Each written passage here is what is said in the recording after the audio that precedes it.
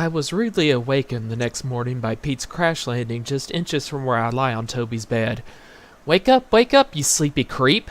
Pete cried as he yanked his brother's pillow out from under his head and began badgering him with it. I was sorely tempted to pick Pete up by the tail end of his pajamas and deposit him through the nearest open window, but decided this would not be particularly well advised. Besides, I had morning mouth, and the thought of getting cotton all over my tongue gave me goosebumps. Ugh. Toby, meanwhile, was screaming bloody murder. "Help! Get out of here, Pete! What's the matter with you anyway? Mom!" As he began kicking furiously at his attacker, I did the only sensible thing left open to me. I jumped off the bed and headed straight for the door. As I left, I noticed Pete pull the sheet across the bottom half of his face and say, "Today is the big day." That's a funny thing to say, I thought. Pete's momentary stillness gave Toby an advantage. He knocked Pete's legs out from under him and went running out the door of the bathroom. I started down the stairs, narrowly missing being hit by the basketball that flew out of the bedroom and hit the closing bathroom door with a thud. It bounced back across the hall floor, causing the lighting fixture on the ceiling below to quake. Boy, I thought, it'll be nice to get downstairs to some peace and quiet. Mrs. Monroe stood at the bottom of the stairs. I whimpered good morning. "Toby! Pete!" she greeted me in return. "Stop all that noise this minute. Pete, let your brother get dressed. Come down here and eat your breakfast. It's getting cold." As I sauntered across the living room, Mr. Monroe rushed into the house, letting the front door slam behind him. "You won't believe it," he said, "but the garage door's been open all night." "Oh no," Mrs. Monroe said. "Was anything taken? We're lucky no one broke into the house." Pete charged down the stairs, skipping over every other step. "What about the—" he started to say. His father waved his hands in the air. "Everything's right where it belongs. Nothing's missing. We were lucky this time, but we'll have to be more careful in the future." A delectable aroma reached my nostrils. I thought back to the yummy chocolate chip cookies Toby had shared with me the night before, and decided a slice or two of the nice crisp bacon presently burning on the kitchen stove would be a perfect follow-up treat this morning. "Oh no!" Mrs. Monroe cried. "The bacon!" "Mom!" Toby called from upstairs. "The toilet's stuck. I think it's going to run over." Mr. and Mrs. Monroe looked at each other and shook their heads. "You to the bacon," Mr. Monroe said. "I to the toilet." "And I to the food dish," I thought. Chester and Howie were already eating when I entered the kitchen with Mrs. Monroe. "Good morning," I said cheerfully. "Good morning, Uncle Harold," Howie yipped. Chester, seemingly lost in thought, or at least in cat food, said not a word. I was starved, but hesitated before digging in, hoping a little crumbled-up bacon might find its way to my dish. My hopes were not in vain. "Great," Mrs. Monroe said, whisking the sizzling frying pan off the stove. "Cold eggs and burned bacon. Well, this day is off to a terrific start. Here, fellas, it's all yours." This day is off to a terrific start, I thought, as the bacon bits landed on my dish. Chester, who had still not said good morning, didn't seem to share my attitude. "What's the matter with you today?" I asked. "Pop's had a rough night," I was informed by Howie. "Oh," I said. "What happened, Chester?" "Nothing happened," Chester's junior interpreter responded. "He just couldn't sleep, worrying." "Oh, come on," I replied. "What's to worry about? So Bunnicula got out? He'll come back. Everybody's in such a hurry around here this morning. Maybe they're going out to look for him. Anyway, he'll be all right." "It's not Bunnicula that Pop's worried about." I turned to Chester. "Chester, have you lost your facility for speech?" I asked. "Vegetables," Chester mumbled. "What?" "Vegetables," Howie echoed. "Yes, thank you, Howie. I heard, Chester. I just don't understand what he means."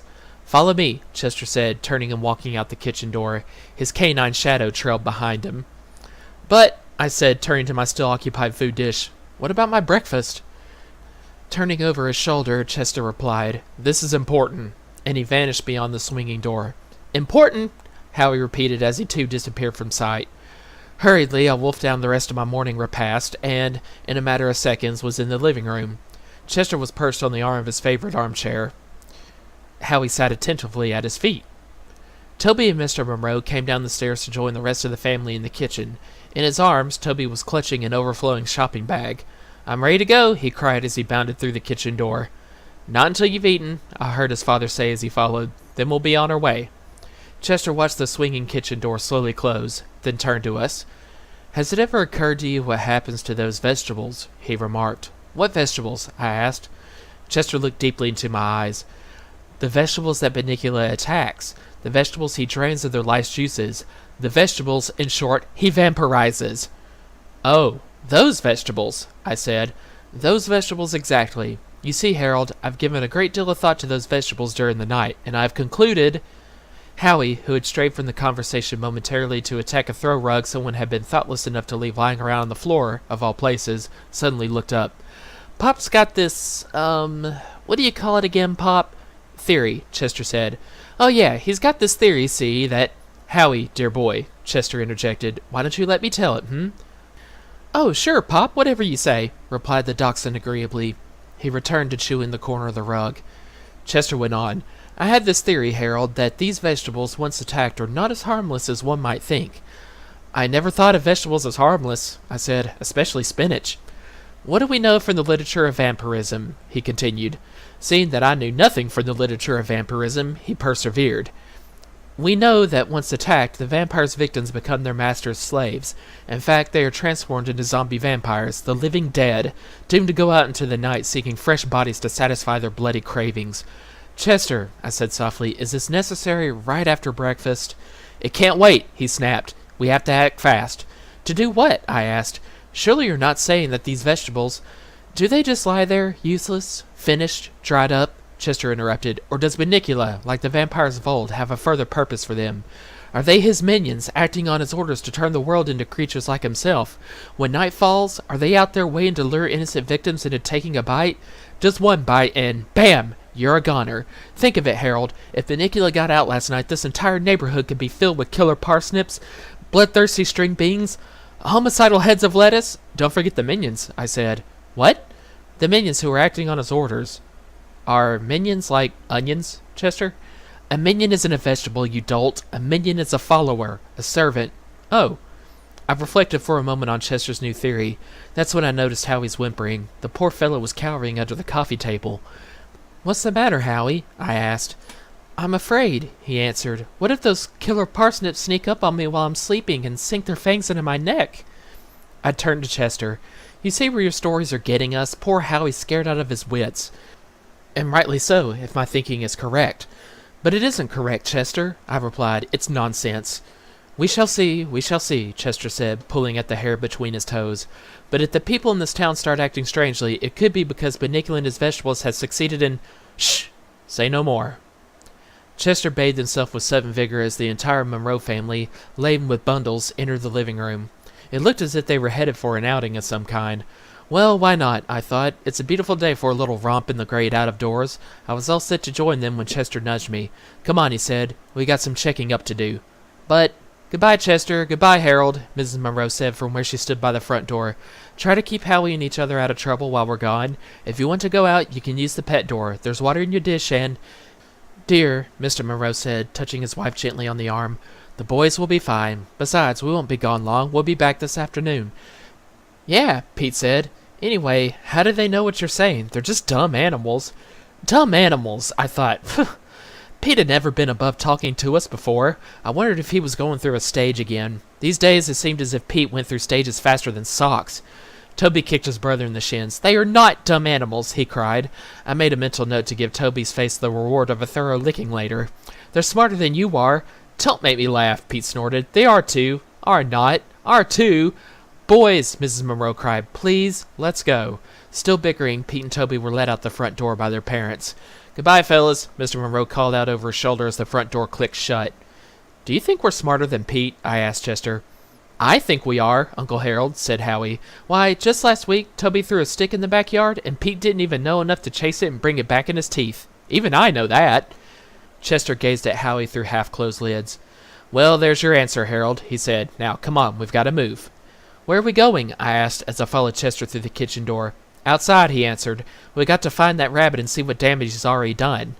One after the other, we pushed through the pet door and onto the back porch. Ah, I said, inhaling deeply. What a day. Howie, I'll race you to that tree in the corner of the yard. Whoever falls asleep fastest wins. But how will we know? Howie asked. Chester cleared his throat. Before you two tumble off into dreamland, remember what we came here for. Wait a minute. What's that? Chester bounded down the stairs and headed in the direction of the garden. Howie and I followed closely behind. We stopped about 10 feet from the garden's edge. There! Chester exclaimed. Do you see what I see? Squinting, I made out a round white object lying several feet away. What's so unusual about a rock? I asked. Chester's body hugged the ground as he slunk through the grass. Howie, whose body hugs the ground even when he doesn't slink, waddled behind. Chester came upon the object and batted at it tentatively. As I drew closer, he pulled himself up to his full height and proclaimed dramatically, "A beet! A trained white beet!" "Oh, great," Howie said. "Before you know it, the whole neighborhood will be full of dead beets." Chester announced, "Bunnicula has been here." "Get it, Uncle Harold? Get it, Pop?" Howie's tail was wagging furiously. "Dead beets. Get it? Huh? Get it?" "Yes, Howie, very amusing," Chester said. "However, you seem to be missing the point. Bunnicula has been here, and he's left a vampire beet in his wake." "Are you sure it's not a minion onion?" I asked cynically. Howie began to shake again. "Does that mean... Could it be... Will it... Oh, how am I going to sleep tonight?" "Harold," Chester snapped, "grab that beet and run to the front of the house. We've got to warn the Monroes before they leave. Hurry!" Being a born follower, and hoping to get this nonsense over with so I could get on to more important things, like sleep, I did as Chester bade me. As I rounded the corner of the house, Mr. Monroe was pulling the station wagon out of the driveway. "Get their attention!" Chester cried. "Do something!" "I can't, my mouth's full," I tried to say, but it came out sounding like... "Howie!" Howie reared back his head and let out a fearsome howl. Chester's hair went up. "It really gives me the creeps when he does that," he said. "But we saw the Monroes turn and look back through the car windows at us, so it must have done the trick." They waved. "Goodbye, boys," they cried. Mr. Monroe called out, "That's a good boy, Harold. You play with that old tennis ball. See you later. Goodbye. Goodbye." "Whoa!" I called out around the sides of the beet, which I quickly spat out. "Now what?" I asked. My mouth felt funny. Howie and I regarded Chester, who seemed lost in thought. After a moment, he turned to us. "All right," he declared, his eyes getting that glaze I know means trouble ahead. "It's up to us. It's a big job that has to be done, but no job is too big for us. Right, men?"